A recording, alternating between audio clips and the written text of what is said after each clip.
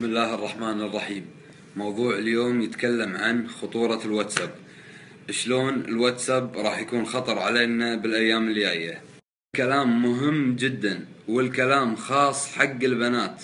البنات يصورون بعروس، يصورون بأوضاع مخلة بالآداب، وما تدري إنها الصور.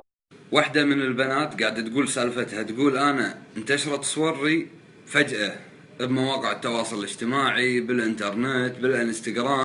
بعد التحري عن الموضوع طلع شنو المشكلة؟ طلعت البنية هذه بايعة الخط مالها، الخط الشريحة بايعتها على محل التليفونات. هذا باع الخط على شخص ثاني، الشخص الثاني قام ركب الخط، شغل الواتساب.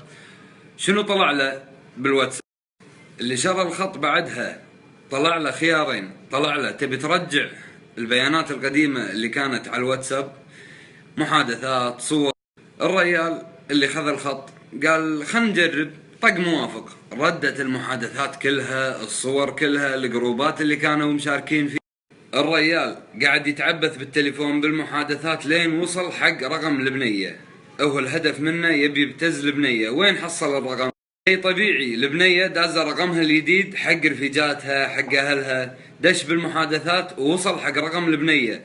بدأ يبتز البنية لين حاول انه يوصل حق امر معين، ما قدر يوصل له، محاولاته كانت فاشلة.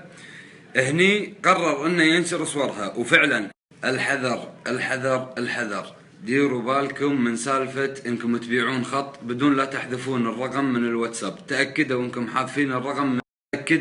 حاذفين الرقم من الواتساب نفسه، من برنامج الواتساب. والحين راح اشرح لكم الطريقة شلون تحذفون الرقم من الواتساب.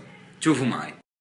اول شيء ندش على برنامج الواتساب، بعدها الحساب، بعدها حذف حسابي. هني تكتب رقمك، تعبي الرقم، بعدها تطق حذف حسابي. ضروري اي احد يبي يبيع خطه يسوي الخطوات اللي توني سويتهم، عشان البيانات، الصور اللي عنده، المحادثات، اي شيء عنده بالتليفون. بحال انك ما سويت الخطوات اللي شرحتها توه، اللي بعدك بيشتري الخط راح يطلع كل بياناتك. بهالطريقة انت ضامن ان كل شيء ممسوح.